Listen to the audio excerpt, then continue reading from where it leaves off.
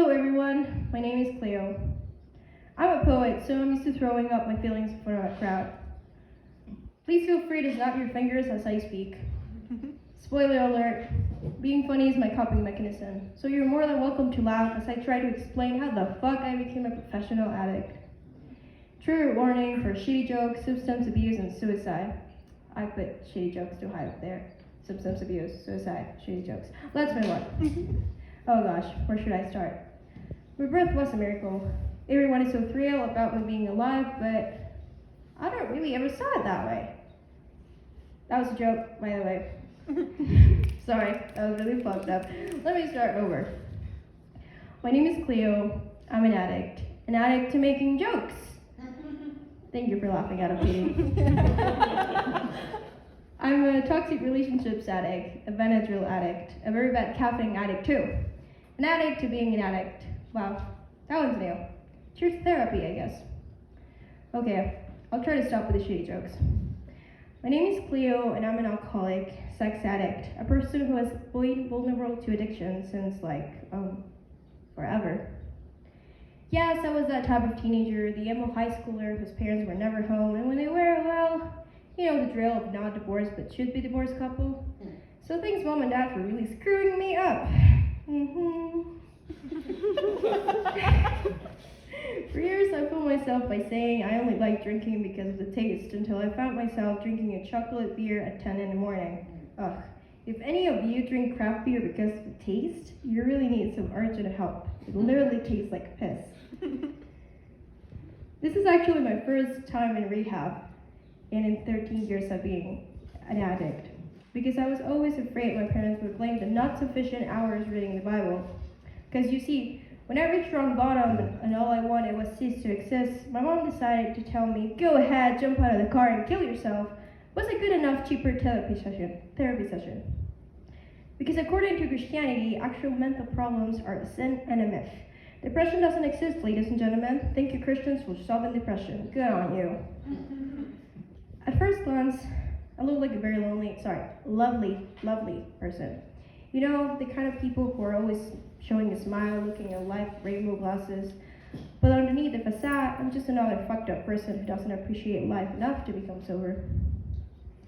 A semi-talented person who, unfortunately, or fortunately, sees life through an empty gin bottle.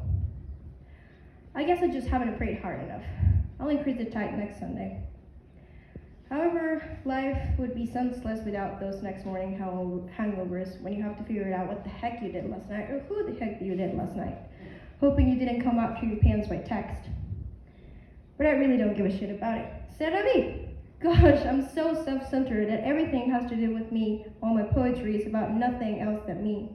So you could also say that I'm an addict to writing poetry, and if someone doesn't drag me out of the stage, I'll probably get addicted to speaking here from now on as well. But please don't drag me off the stage. Thank God you addicts have a sense of humor. My bucket list is complete. I can finally end my misery and be happy in hell. But please don't call the shrink. I'm not hanging myself. Tonight. I guess we'll see how many whiskeys it takes tonight to erase those self-destructive thoughts out of my head. I know I probably should be taking this seriously, and that I'm making this my own stand-up special, but honestly, I think I've gotten more applauses tonight than Amy Schumer's Netflix special. I mean, I'll probably get canceled after a pilot, but who knows, maybe I won, and I'll finally give myself some sense. Throughout this whole therapy process, I've discovered that sex is the only human connection I've managed to put it with in the last 10 years, and still have no clue what real love is. But you know what it's even more fucked up? Dating a comedian. Fuck, that never ends up well. Trust me, I've done it. He was a very nice guy again, but mostly it was just for sex. But come on, he got a great ass. Once I found a pimple on it, though. Disgusting. But yeah, that didn't go well.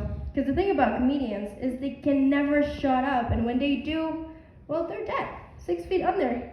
And those motherfuckers breathe like rabbit. Like, oh my god, they never die. And if they do, it's because they killed themselves at the end of the month, realizing they couldn't afford rent. Not a lot of money in comedy. Poetry, on the other hand.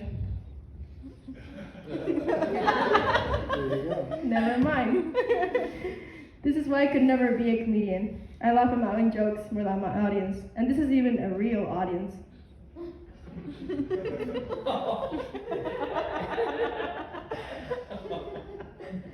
I'm supposed to get serious now? Right, stop laughing. You know what? Never mind. I'm not giving the world a fucking pleasure. Yes, I'm an addict, an alcoholic, one of the worst ways to live with pain, but I have news for you all.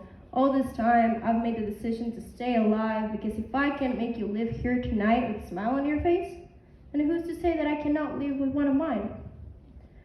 So tonight, I decide to write one more poem, deal with my addiction one step at a time, and never let it define me as a person.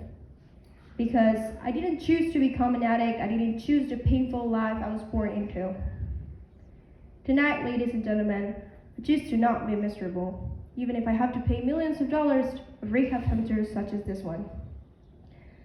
My name is Cleo, and I'm an addict to making myself believe that without pain, I wouldn't have become the person I am tonight. Thank you.